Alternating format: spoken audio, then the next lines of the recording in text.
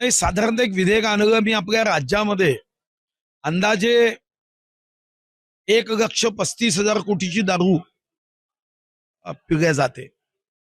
दारू पिऊन वाहन चालवणं हा गुन्हा आहे, पण दंड अतिशय कमी आहे. अनेक अपघात होतात.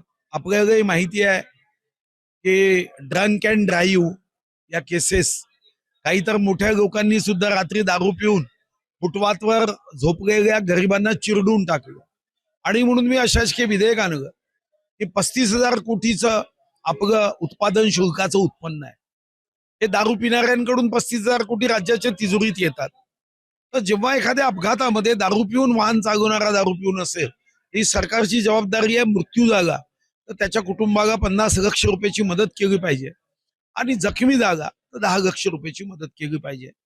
सन्माननीय मंत्री प्रताप सरनाईक साहेबांनी यावर एक बैठक आयोजित करून या विषयाला पुढे नेण्याच्या दृष्टीने सुतोवाच केलं, उत्तरात सांगितलं आहे.